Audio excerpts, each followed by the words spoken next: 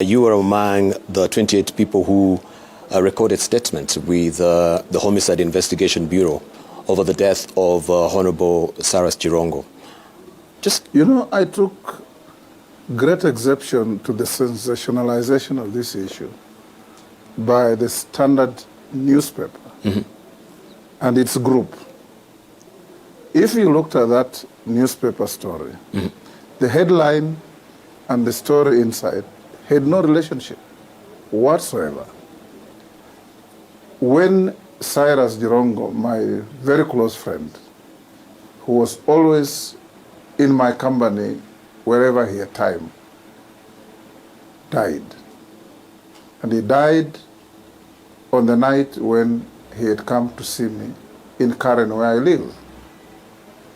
After I got the news of his death, I personally called the DCI a day or two after, and I said, look, I was one of the last people to meet Cyrus. I met him at 8:30 and left him at 9:30 to go home to prepare to go to bury a member of parliament. So I would want to give you a statement myself so that you can be able to then trace his movement from there and see how he met his death. The DCI, when he made a briefing to the nation, he said the Speaker of the National Assembly volunteered a statement on Jirongo's issue. And that is exactly what I did. What did the Standard do? Sensationalized a headline. It's like I had been summoned and questioned and interrogated and so on. Total hogwash. Because nobody interrogated me. I wrote a statement on my own volition with Redman Malala, with whom we sat with Jirongo, and several other people who wrote statements along the way. They gave the list. Why didn't the Standard say, I wrote a statement, Khanir wrote a statement, Malala wrote a statement, Mrs. Khanir wrote a statement, and so on? Why pick on me other than malice? And I see serious malice accentuated by forces that I do not know, but it doesn't take rocket science to know, to do these kind of things. And I have instructed my lawyers to take up the matter, because what the Standard did was to paint me in the face of the public like I was a suspect in Jirongo's issue, when in fact the DCI had told the country that they have closed the matter. Jirongo died in an accident. That is up to them. What I know is I sat with Jirongo 8:30 on 12th of December up to 9:30, left him, went home. The next morning, my son told me he had seen news that Jirongo had died. Yes. So who made a call for this meeting?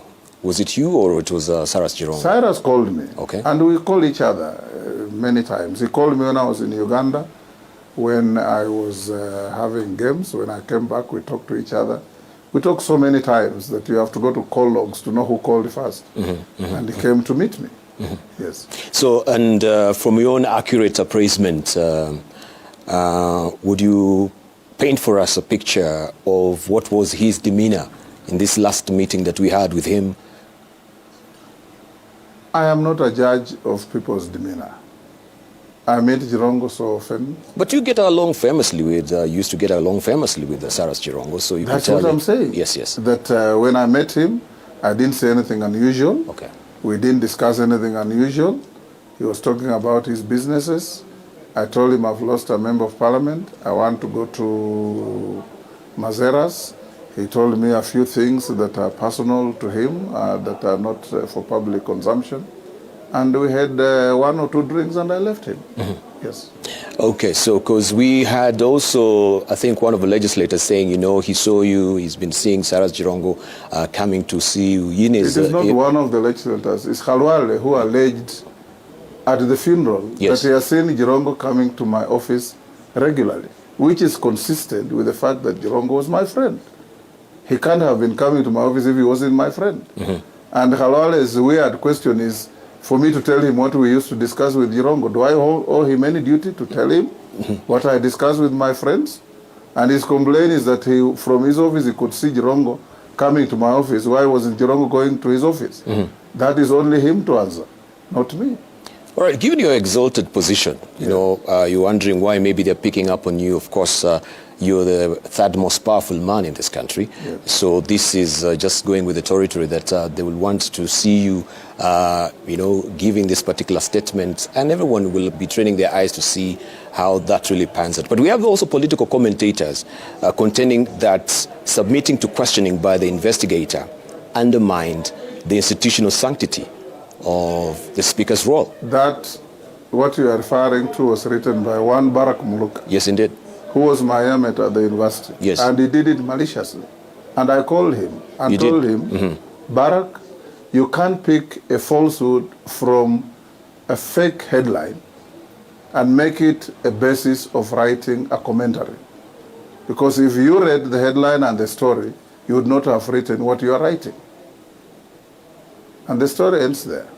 Yes. All right, let's leave it at that because I think that is still an ongoing investigation. You know, Kenyans have immense degrees of malice that nobody understands. People just wake up, say things without caring, whether they're hurting reputations or not, whether they're ruining reputations or not. But being in public life, I'm used to this. It doesn't really worry me. What is important is my conscience. Was Jirongo my friend? Yes. Did his family know this? His wives know how close he was to me. My family knows how he was close to me. He comes to my house, was going to his house. He called me for a meeting. I met him. Unfortunately, that appears to be the day the Almighty had set for him to depart. He departed. I felt bad. I still feel bad. I felt a sense of loss. I will continue feeling the sense of loss because when you lose somebody close to you, it hits you. You feel the gap. And I'm feeling that gap. Let his soul rest in peace. Indeed. So you're still also giving that promissory note that you'll be the legal representative of the family? In what way? Because on the funeral you say, of course, in any I said legal if advisory. they need any legal advice, Advisory, yes. I'll be available. You'll be okay. A lawyer, a doctor, is something personal. If the family asks me to help them in any way, I will help them. Okay. If they don't, then equity does not help volunteers.